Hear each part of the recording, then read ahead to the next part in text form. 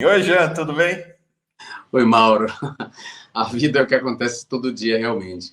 É isso Bom, eu aí. peço desculpas a você, a sua audiência, porque eu não pude entrar ontem, mas hoje eu estou aqui para a gente ter a nossa conversa. Maravilha. Eu vou mostrar para você algumas coisas. Então, primeiro só te comunicar, né? Viria hoje o Leonardo Miranda de Arruda, filho do Marcelo Arruda, para conversar com a gente aqui. Passei o dia conversando com ele. Quando foi ontem, 11h30 da noite, ele falou: Mauro, não está dando. A pressão brutal aqui sobre a família. Está todo mundo muito destruído. Até foi interessante, sabe, Jean, porque minha companheira, eu até comecei a escrever para ele, falar, poxa, vem e tal, e ela falou, não, deixa É, ele, preserve a sua humanidade e não sejamos urubus, né? E eu falei, isso mesmo. Aí eu falei, eu, Leão, faz... que bom que você teve essa atitude, Mauro, É, porque uma pessoa que experimenta uma tragédia dessa dimensão, né? Porque foi uma questão privada, assim, tem uma dimensão privada no assassinato, ou seja, a família perde um ente querido, e tem uma dimensão pública, porque o assassinato foi político, né? E de ódio, um crime de ódio. Então, é um momento, sei lá, que a família tem que estar preservada, não tem que né? falar, não tem que... E eu acho que nós, da imprensa, temos que dar esse tempo para as Sim, pessoas, entendeu? Assim, acho que isso é importante. Mas você sabe, e acho que é o nosso tema. Agora eu vi suas manifestações ontem no Twitter, realmente várias manifestações suas. Esse episódio aqui, né? Primeiro, o Bolsonaro começou o dia defendendo o assassino, e depois fizeram esse processo com esse deputado Tony de Paula, que é um bolsonarista fascista, ameaçou Lula de morte. Foi lá na casa, porque o Marcelo tem dois irmãos bolsonaristas, um José, bolsonarista radical, e outro Luiz, um bolsonarista, vamos dizer assim, com algum diálogo. Eles se davam bem, inclusive, né? Tinham uma boa relação. Este Luiz é ex-funcionário lá de Itaipu, que é quem arrumou o lugar para a festa do Marcelo, ia na festa, mesmo, né, com os motivos todos do Lula e tudo, não pôde ir. Aí o Bolsonaro liga para esses dois bolsonaristas, estão armando um novo caso, Celso Daniel, estão querendo levar os dois lá para Brasília. Inclusive, esse irmão, o Luiz, questionou o vídeo, meio curioso o vídeo, porque ele questiona, fala, como assim? Né? Itaipu não mandou uma coroa de flores, tinha 35 coroas de flores, nenhuma de Itaipu. A esquerda mostrou solidariedade ao meu irmão, vocês sabem que eu apoio você e tudo, e nada, né? Cobrou essa ausência de empatia. Reação da família foi imediata, né? A Pamela Sueli protestou imediatamente. Um sobrinho do Marcelo Arruda falou: ratos desgraçados, né? Eu queria te ouvir isso. E essa coisa da acusação contra a imprensa, né, do Bolsonaro. Mauro, bom, enfim, desse episódio, desse horror, né, que aconteceu, assim, eu primeiro dou aqui os meus pêsames, manifesto minha solidariedade para com a família, enfim, como eu disse, viver isso não é uma coisa fácil, ainda que tem essa dimensão pública e política do fato, do episódio. Essa dimensão privada, ela não, enfim, é difícil falar disso, porque isso eu nunca vivi isso, você não viveu isso, enfim, é difícil falar. Bom, mas o que me chamou a atenção nessa história foi e meus tweets, minhas manifestações públicas estavam muito nesse sentido de desmontar um pouco a cobertura que foi feita desse assassinato, né? Ou seja, não resta dúvidas de que foi um assassinato político motivado por ódio. Não resta dúvida de que foi isso, né? Entretanto, a imprensa tratou imediatamente de fazer uma cobertura que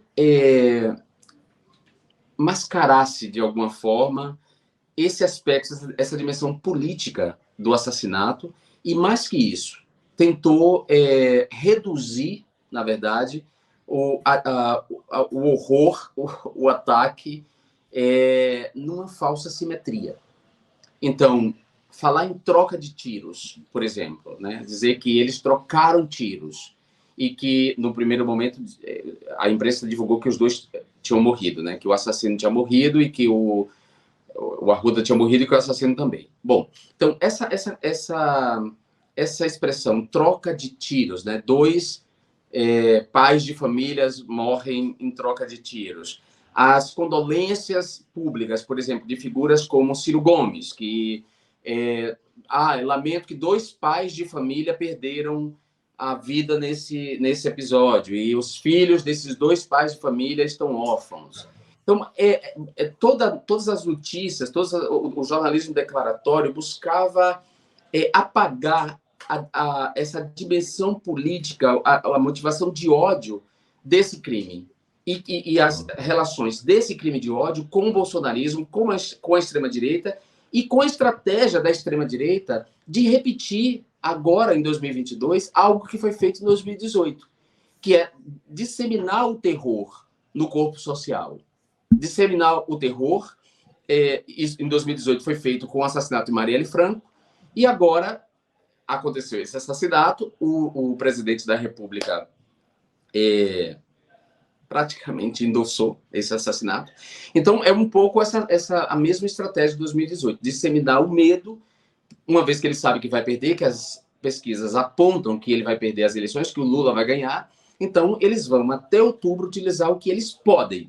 Um desses artifícios, além da mentira, das fake news, da desinformação, é disseminar o medo.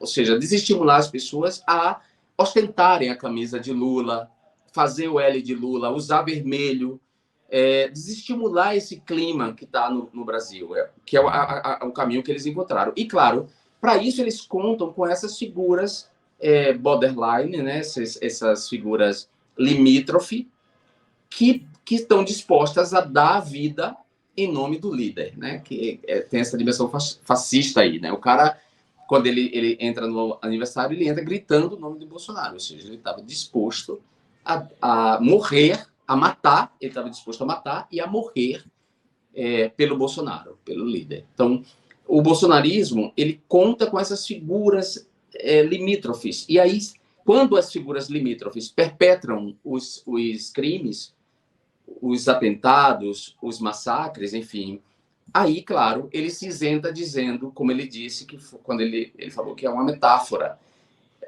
vamos fuzilar a petralhada, ou seja, ele pega um tripé de câmera, utiliza na forma de uma arma, diz que vai metralhar a petralhada, disse antes que ia mandar a oposição para a ponta da praia, disse que a especialidade dele é matar, disse que a ditadura matou muito pouco e poderia ter matado muito mais, ou seja, e aí, claro, quando a desgraça se consuma, é isso, né? Se consuma, aí ele vem e diz que é uma metáfora. E começa-se, então, a traçar a falsa simetria, como a que o filho dele fez, o filho dele que cuida das redes sociais, o Carlos Bolsonaro, que foi evocar o episódio de 2012, em que eu cuspi na cara dele, do Bolsonaro, e eu cuspi porque o Bolsonaro, naquela noite, além de ter elogiado um torturador, dedicar o voto dele a um torturador, o torturador da Dilma, que estava sendo derrubada naquele dia por um golpe parlamentar, além disso, ele me insultou. Ele me insultou naquela noite, naquele momento. Um insulto homofóbico. E aquele momento era o ápice de 8 anos de assédio que eu vivi na Câmara dos Deputados com esse sujeito. Uhum. Entendeu? Esse sujeito, ele entrava nas comissões que eu estava, ele ia para as mesmas comissões, ele sentava atrás de mim, no banco de trás, e passava a sessão me insultando fora dos microfones, da captação dos microfones. Ou seja, o que eu fiz, o que ele está fazendo agora com o Brasil, o governo dele está fazendo com o Brasil, ele fez numa escala menor comigo com a Maria do Rosário, dentro da Câmara. Então, traçar essas falsas simetrias, né, evocar esse episódio para equiparar esse episódio ao assassinato do tesoureiro do Arruda, do tesoureiro petista em Foz do Iguaçu, ou seja, é típico da extrema-direita e do modelo de comunicação e das estratégias que o Bolsonaro vai utilizar até outubro. Não, e o Lula ontem, acho que foi inclusive o melhor discurso do Lula nessa pré-campanha até agora, lá em Brasília, ele fala isso, falou, ó, o PT está no segundo turno desde 89. Desde 89, o PT está em todo o segundo turno. Meteram a mão em mim na edição do debate com o Collor. Exato. Em 2018, roubaram a eleição da gente. Em nenhum momento a gente partiu para a violência, a gente disse que não aceitava o resultado, nem nada. Que história é essa agora? Exato. Que história é essa? Exato. Por exemplo, o André Trigueiro, que é um jornalista que eu respeito bastante, eu gosto muito do André Trigueiro, eu desafiei ele no Twitter, porque ele foi um dos jornalistas que buscaram tratar o assunto dessa maneira, como se tratasse de extremos, né? Que o Brasil está vivendo uma polarização entre extremos, como se as duas pontas da polarização, os dois polos, perdoe a redundância, da polarização, agissem da mesma maneira, né? Como se toda eleição é polarizada, isso é tão óbvio e é tão estúpido que as pessoas falem em polarização em eleição, porque toda eleição ela é polarizada. Enfim, então, esse discurso de dizer que, bom, enfim, os extremos têm que saber como se comportar, é dizer que os dois polos dessa polarização, os dois se comportam da mesma maneira. E não é verdade. Eu desafiei o André Trigueiro a apontar em qual discurso público do Lula e em qual entrevista concedida publicamente pelo Lula, o Lula estimulou violência ou ódio. Muito pelo contrário. O Lula tem falado reiteradamente em paz, em recuperar a alegria do Brasil, em recuperar a alegria de viver, em devolver comida à mesa das pessoas. E o Lula tem falado isso, de trocar clubes de tiros por bibliotecas. Ou seja, o discurso do Lula não pode ser de nenhuma maneira equiparado ao discurso de Bolsonaro. Isso é desinformação, isso é desonestidade intelectual. Então, eu desafiei ele a apresentar. E eu já disse para ele, como eu sei que você não vai achar, e ele não vai achar, e por isso ele não respondeu o desafio, como eu disse, como você não vai achar o discurso do Lula que estimule a violência, como o Bolsonaro faz, isso prova que você está sendo desonesto intelectualmente nessa questão, né? Assim como o Ciro Gomes foi também, né? Tá. E a Simone Tebet, e todos esses que fizeram essa declaração, o Brasil precisa de paz, porque os extremos... Não tem extremo. Um lado está matando e destruindo o Brasil, um lado manejou a Covid de maneira criminosa, espalhou fake news em relação à Covid, promoveu medicamentos que não eram eficazes, certo? Protegeu planos de saúde que praticamente mataram pacientes dentro das suas clínicas. Ou seja, esse é um lado. Esse mesmo lado está desmatando a Amazônia, invadindo terras indígenas, favorecendo o garimpo ilegal em terras indígenas e o tráfico de madeira, assassinando lideranças indígenas. Esse lado foi o lado que matou o Dom Philips e o Bruno Pereira. Ou seja, esse lado não pode ser de forma nenhuma comparado ao nosso lado, ao lado de cá. A única coisa que nós queremos é derrotar esse fascismo e essa gente no voto. A gente não tem arma, a gente é contra o armamento da população. A gente se coloca contra o armamento da população. A gente só tem os livros, o amor, o vermelho, a alegria, o aniversário com motivo de Lula. Esse é o nosso lado. Dizer que nós que estamos desse lado, que é o seu lado, que é o lado dos democratas, estamos agindo de maneira parecida com o fascismo, é desonestidade intelectual, e isso a imprensa tem praticado. Então, os meus tweets, minha intervenção tem sido muito nesse sentido, porque essa é a minha área, eu sou comunicador social, estudei comunicação, jornalismo, sou jornalista, estudo o fenômeno da desinformação agora no meu doutorado, então eu me concentrei em desmontar esse discurso, né? de desmascarar esses aparatos conceituais que querem traçar essa falsa simetria. Eu falei, eu não vou dar trégua. Claro que eu não sou nada, eu não sou ninguém, mas o pouco que eu sou, o pouco que eu posso alcançar, o pouco que eu posso dizer, eu não vou dar trégua. Não vou dar trégua a essa imprensa, porque é desonesto com Lula, é desonesto com a família do Arruda, com ele, é desonesto com e ao mesmo tempo como dizer, a criação de um clima semelhante ao de 2018, porque o ataque à caravana do Lula, por exemplo, os tiros no ônibus da caravana do Lula, a morte do Modo Catendê em Salvador em 2018, todos os episódios, a morte de uma travesti no centro de São Paulo, ou seja, todos esses episódios estavam relacionados ao bolsonarismo, à ascensão da extrema-direita, MBL, essa gentalha. Ou seja, tudo isso foi meio que mascarado pela imprensa. Foi mascarado, não deram a devida importância, não usaram critérios de noticiabilidade, porque por critérios de noticiabilidade isso deveria aparecer na imprensa, a imprensa deveria ter dado mais atenção a isso, não deu, ao contrário.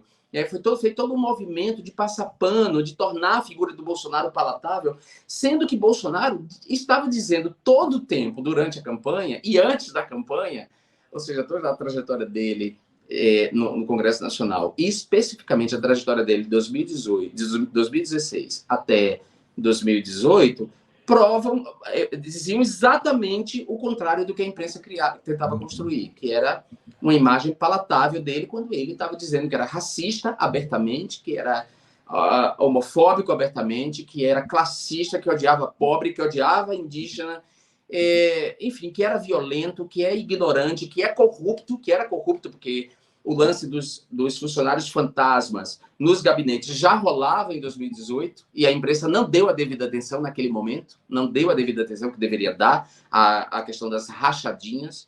O próprio nome já é uma passada de pano, né? Rachadinha, parece que é uma corrupção menor, um negócio assim que a gente pode tolerar, uma rachadinha. Não, é corrupção. A família é corrupta. A família está ligada ao banditismo, à máfia, às milícias. Isso estava claro em 2018, claríssimo. Sim. Entendeu? Então, como eu disse, eu não vou deixar que essa imprensa trace essa falsimetria, esse paralelo desonesto, injusto, mentiroso, sobre dizer que o Brasil está vivendo os extremos e que como se os extremos se comportassem da mesma forma. Não. Nós temos outra coisa. Ontem, um dos maiores intelectuais do Brasil, Luiz Inácio Lula da Silva, e digo, ninguém recebe 36 títulos de doutor honoris causa das maiores universidades do planeta, sem que elas reconheçam qualificação e contribuição intelectual dessa pessoa. Então, Lula é um intelectual, não nos iludamos quanto a isso. Ele falou, o PT polarizou em 89, polarizou em 94, polarizou em 98, polarizou em 2002, polarizou em 2006, polarizou em 2010, polarizou em 2014, polarizou em 2018, não aconteceu nada, não teve violência nenhuma.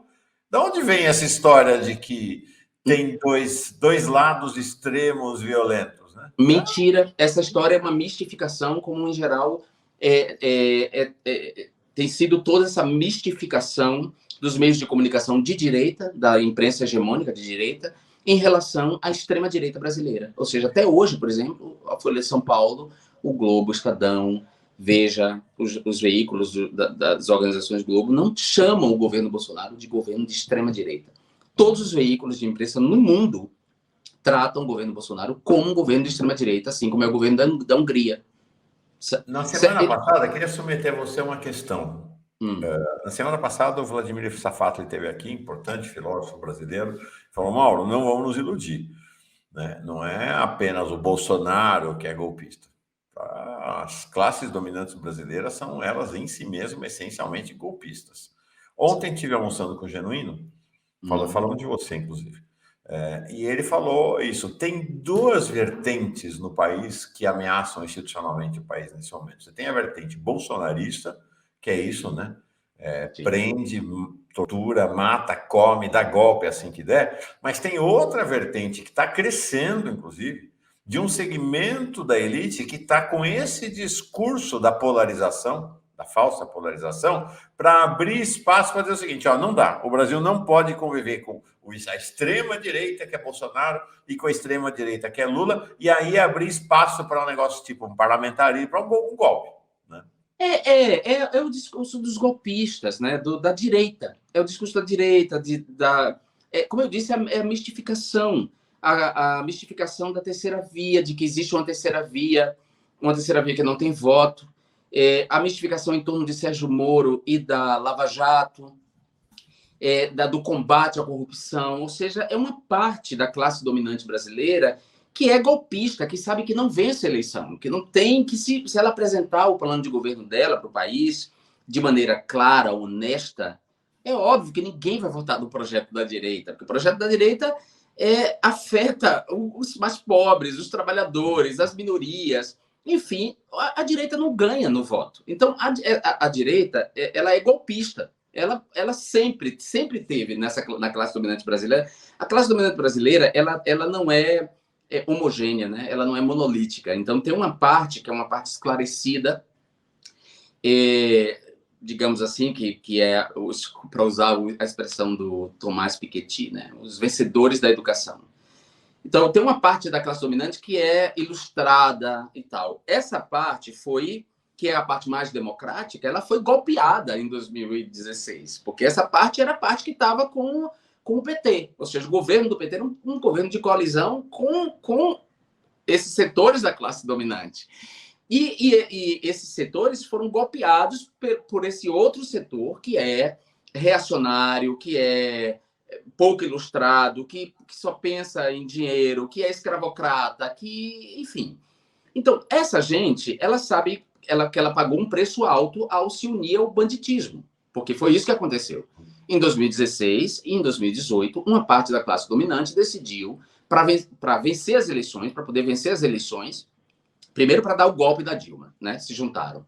Depois, para vencer as eleições de 2018, tiraram Lula e como o Haddad perigava ganhar, tinha a possibilidade de ganhar, ou seja, esses setores da classe dominante se uniram ao banditismo mesmo, às máfias, e confiaram às máfias o trabalho mais sujo, que é esse trabalho, o trabalho da intimidação, o trabalho do assassinato por encomenda, o trabalho do assédio, da mentira, da rede de mentiras nas mídias sociais. Ou seja, esse é o trabalho da extrema-direita. A direita fez um pacto com a extrema-direita achando que podia controlar a extrema-direita. Né? E essa é meio uma repetição da história, porque em Como as Democracias Morrem, o Jason Stanley, ele diz claramente isso, ou seja, a mesma coisa aconteceu na Alemanha.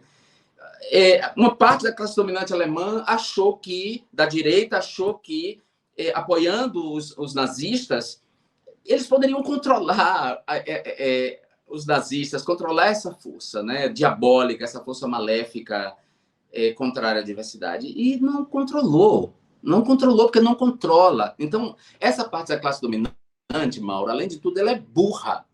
É uma gente burra, sabe? Burra e cínica, né? Porque tem ela transita entre a burrice e o cinismo. A Simone Tebet, não vou falar Tabet por causa do Antônio Tabet, é Tebet.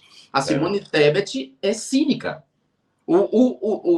A declaração dela dizendo que ninguém podia imaginar que o governo Bolsonaro seria o pior governo da história. Tipo, oi, você estava onde nesses 30 anos que Bolsonaro esteve na Câmara?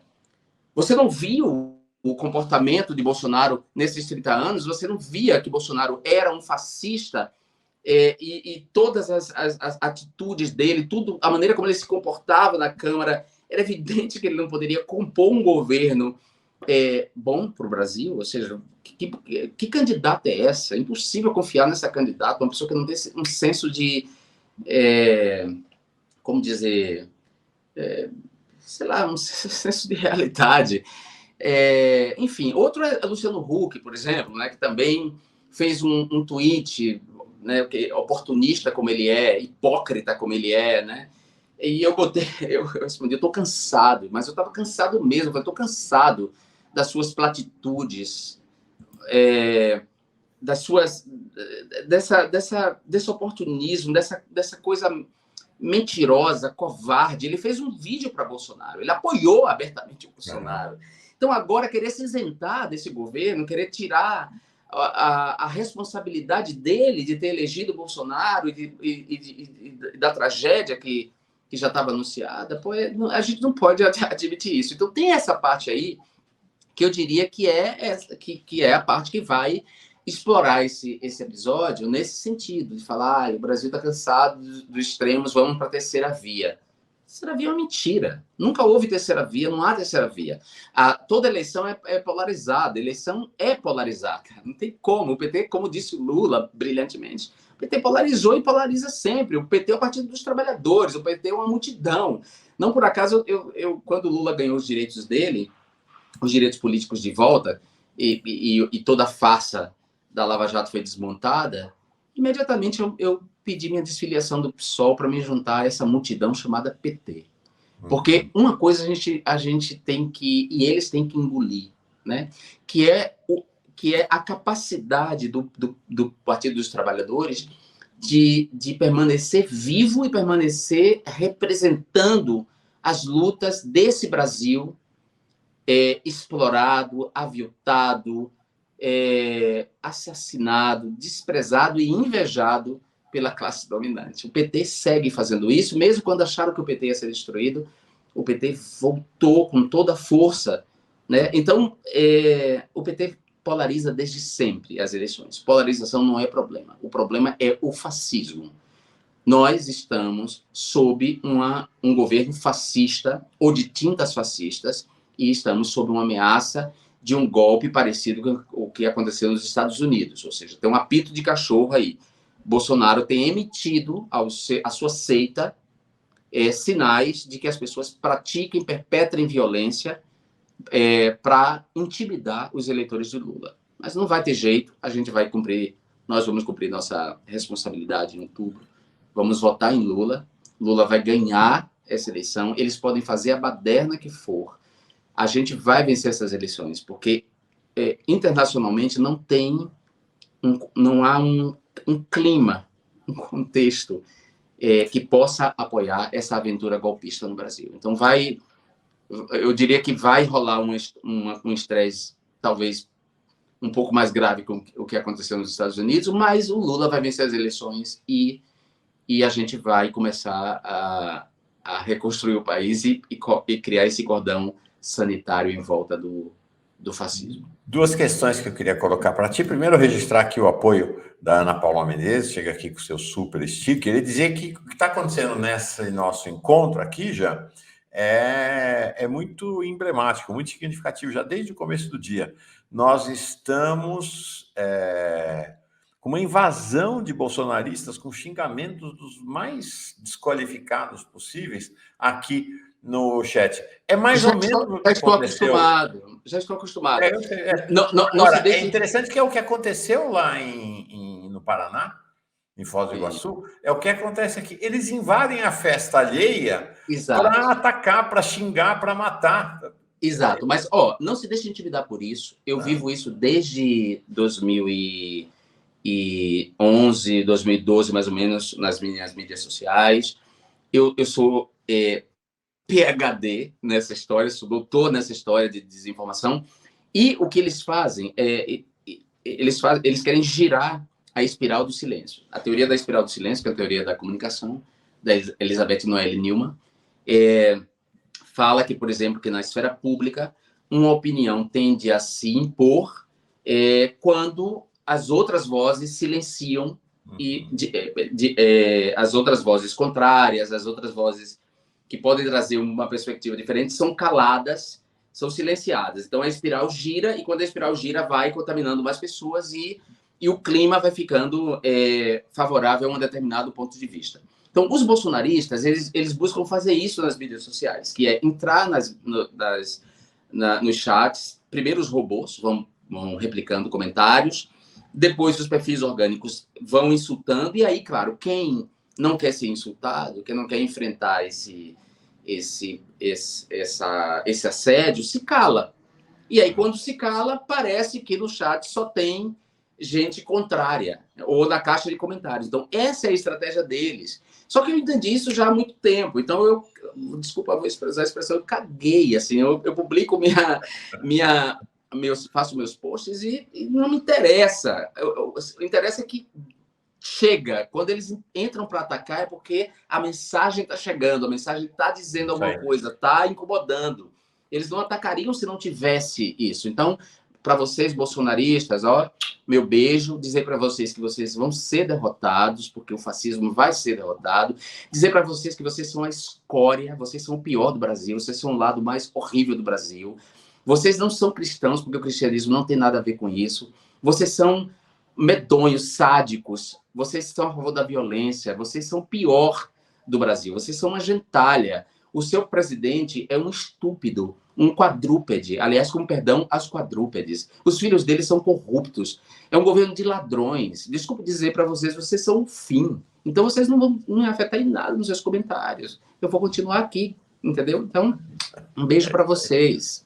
Tá bom? Deixa eu ler aqui 2 comentários. Eu tenho 2 questões e tem um vídeo para te mostrar, antes de você ir.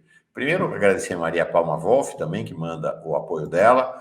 A Verônica Nascimento diz assim: Jean, Mauro, a própria esquerda fala que essa tragédia foi o primeiro crime político do ano, um equívoco e a barbaridade com Bruno e Dom. Verônica, exato. Todo jovem preto assassinado na periferia é um crime político, não é só o Dom e o Bruno. Esse é o primeiro crime político eleitoral do ano, né? Acho que essa é a questão. É o primeiro perpetrado contra diretamente a uma pessoa ligada ao PT, né? Porque é essa dimensão nova, né? A primeira dimensão de que o sujeito invade uma festa, então isso de alguma maneira é um precedente horrível, né? A ideia de que as pessoas podem invadir o espaço das outras para intimidar e para matar. Agora, claro que sim, o assassinato de Dom Philips e do Bruno Pereira, os assassinatos de ambos são um crime político. É evidente que são, entendeu? Enfim. O Gilberto Cruvinel diz aqui: Jean, bom dia. O cordão sanitário para isolar o fascista tem que incluir os muros tem um problema de digitação, do presídio. Ele tem que enfrentar a justiça para não poder voltar. Você tem falado sobre isso também, né, Jean?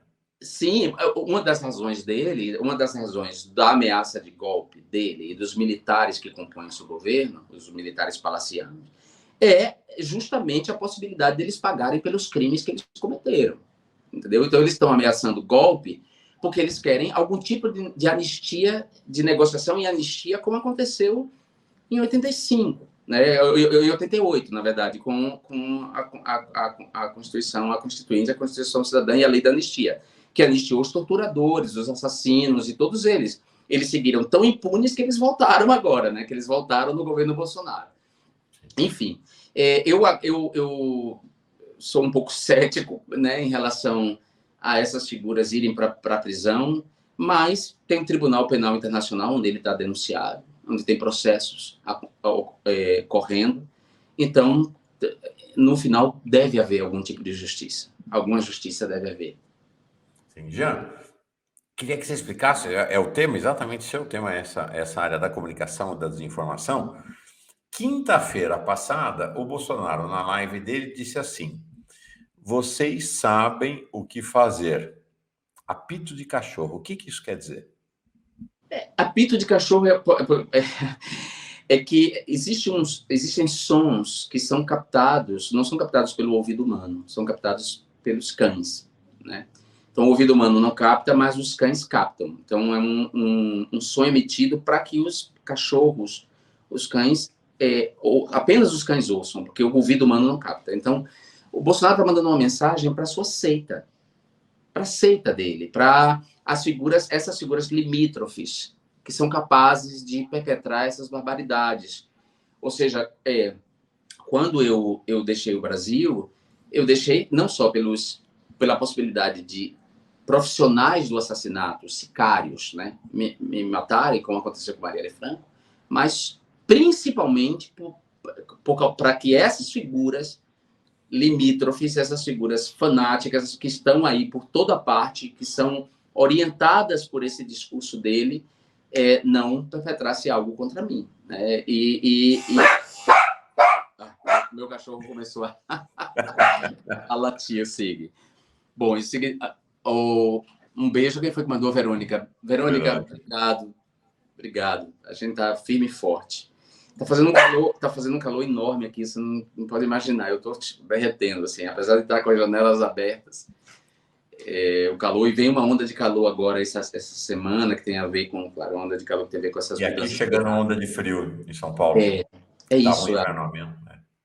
O problema todo das mudanças climáticas, né, que é achatar as estações. No caso dos países do trópico, do Brasil, não tem estações muito claras, mas aqui tem, ou tinha estações muito claras, e elas estão muito mais curtas, primavera, outono, e os verões são mais quentes e os invernos mais frios. Sim. Como efeito do aquecimento global e das mudanças climáticas, lamentavelmente. Eu queria encerrar te mostrando um vídeo breve, não sei bom. se você assistiu, do Marcelo Freixo. Né? Eu acho que ele fala muito a ele próprio, ele fala a Marielle, ele fala a você. Acho que é a peça mais forte da campanha até agora. Vou mostrar.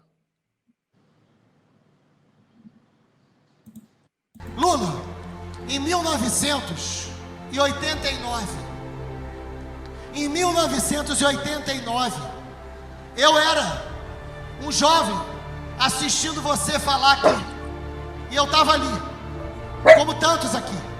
Em 1989, eu estava ali há mais de 30 anos, do lado do meu irmão, Renato. Eu tenho essa foto, e eu vou te mostrar. A gente ficava com o olho brilhando, e a gente foi embora de barca, falando de você, Lula. Mais de 30 anos depois, eu tô aqui em cima, do seu lado, com o olho brilhando.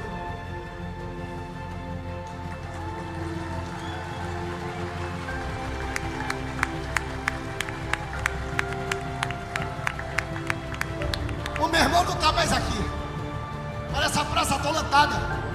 E nós não vamos perder mais ninguém para essa violência de forma estúpida, como a gente perdeu tanta gente. Hoje é uma homenagem ao amor, para que o amor possa vencer o ódio, para que a esperança possa vencer o medo, para que o livro possa vencer a arma, e esse país volte a sorrir. O Rio de Janeiro produz cultura, produz samba, produz vida. Não precisa produzir Bolsonaro para o país. A gente tem muita coisa boa para mostrar para esse país. Viva a vida, viva Lula, viva o Rio de Janeiro. Vamos para a vitória, vamos mudar a história do Rio. A gente é maior do que eles. Que lindo, que lindo, emocionante. Emocionante. Bom, eu concordo com tudo que ele disse.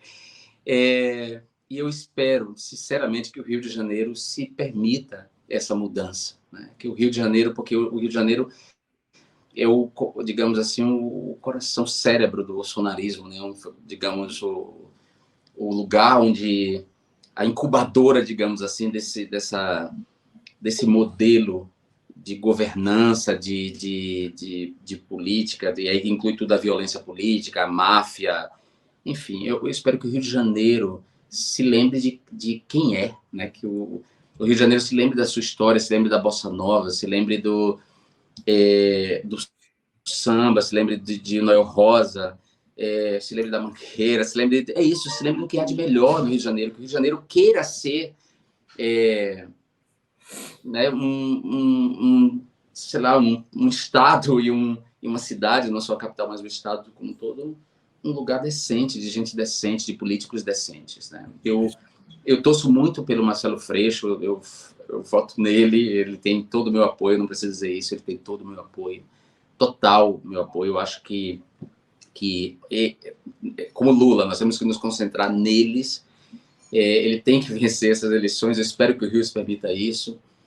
E é isso. Eu lembrei agora ele falando de 89 eu tinha 12 anos e eu não podia votar, mas eu já estava eu estava com o meu bottom, e eu andava com o meu bottom, com a estrela, com o maior orgulho, e fazia a campanha do Lula em Alagoinhas com o maior orgulho. E de lá para cá, minha admiração por esse homem só aumentou. Né? Quando eu ganhei o prêmio, um prêmio que a revista Trip dava, que era, não sei se eu lembro o nome agora, não lembro agora o nome do prêmio, mas é um prêmio que a revista Trip dava todo ano para as figuras que que se destacavam em diferentes áreas. E aí eu ganhei, em 2013, esse prêmio, e eles perguntavam qual era a figura pública que eu me espelhava, né? E curioso, porque eles achavam que eu ia... Trip Transformadores. O Trip Transformador, exato. E, sei lá, eles achavam que eu ia botar uma referência gay, né? Porque, sendo uma pessoa LGBT e ativista, eles achavam que eu ia botar, e eu falei, não, Lula. O Lula é a minha grande referência, porque, embora a diferença da gente, nossas trajetórias, tem duas diferenças. Uma é que eu entrei no mundo da academia, ele também entrou, ganhou todos os títulos de doutor, mas eu digo assim, eu vivi uma vida acadêmica, tenho uma vida acadêmica e tal. Essa é uma diferença, a outra é que eu sou gay. Mas, tirando isso, nossas trajetórias são muito parecidas, né? A sair da extrema miséria, ir para a cidade grande, batalhar, enfrentar todos os obstáculos e nãos que são colocados para nós, né? Mesmo ele e eu, que não somos negros, não somos pretos, né?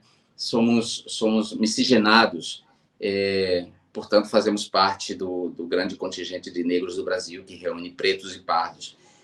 Claro que se fôssemos pretos, os obstáculos seriam ainda maiores para a gente, mas no meu caso, eu sou gay, então você pode imaginar o tanto de obstáculos que isso representou. Mas, tirando essas diferenças, o Lula é a grande referência do Brasil. O Max Alvim fez um filme que é maravilhoso, que é O Povo Pode, que é uma pergunta que ele faz, e ele acompanha 4 personagens do Brasil Profundo nessa identificação com Lula. O Lula tem a gente tem essa identificação com ele. É o melhor do Brasil, o que o Brasil tem de melhor.